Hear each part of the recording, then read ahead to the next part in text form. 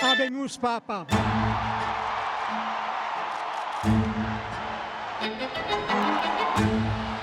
Voi sapete che il dovere del conclave. You know that it was the duty of the conclave to give Rome a bishop. Sembra che i miei It seems that my brother cardinals have gone to the ends of the earth to get one. But here we are.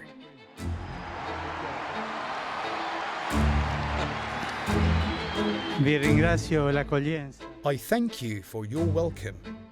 The diocesan community of Rome now has its bishop. Grazie.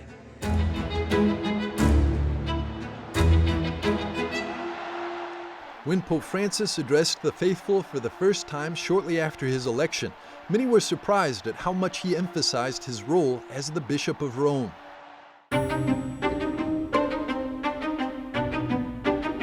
But especially the Pope's primacy has long been a contentious issue in the Church's history. The split between the Catholic and Orthodox churches is due not only to theological differences, but also to the question of the role of the Pope. The Pope always had many different titles. The Pope is not only the Vicar of Christ, but also the Bishop of Rome. This goes back to the tradition according to which the Holy Apostle Peter was the first Bishop of Rome after Jesus Christ had entrusted him with the task of leading the flock. There have been 265 successors to Peter, and each of them has held the title of Bishop of Rome, and each has been a successor in primacy over the whole Church. Peter was the first Bishop of Rome after Jesus Christ had entrusted him with the task of leading the flock.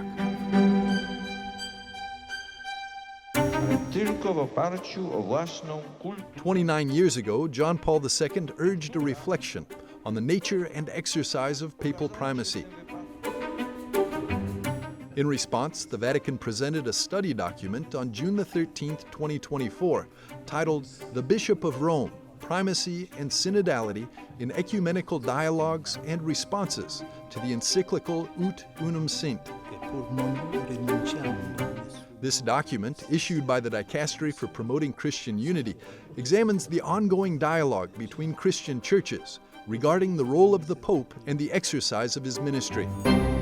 We have the invitation of Pope John Paul II, 95, in his encyclical letter Ut Unum Sint.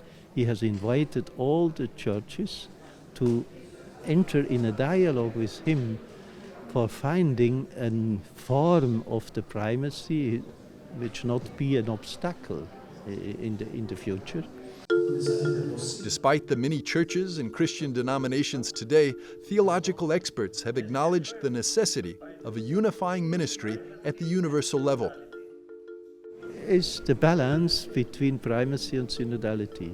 Sometimes we have the impression this is a contrary, synodal and primacy. And the document says very clearly about all the ecumenical dialogue, this is complementary.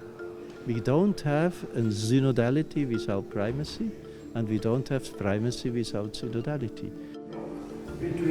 At the press conference, representatives from other Christian communities also expressed their satisfaction with the new document.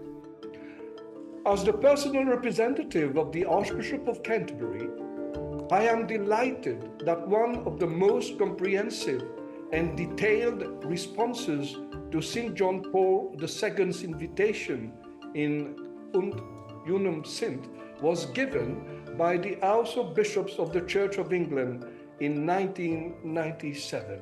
Synodality among the churches, the document argues, could enable the churches to listen to one another and start joint discernment and decision-making processes on urgent matters of shared concern. La sinodalità non è una parola. Synodality is not just a word of the Catholic Church. No, there are various experiences of solidarity. The various churches have their own way of understanding synodality. Il loro modo di concepire la sinodalità. The document concludes with a proposal from the Dicastery, identifying the most significant suggestions made for a renewed exercise of the ministry of unity of the Bishop of Rome, recognized by one and all.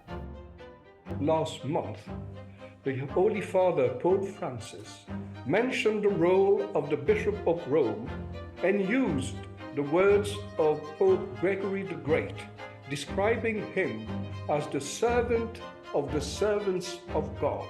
Servus servorum Dei. The Vatican is continuing to work toward the goal that all Christians can walk this path together.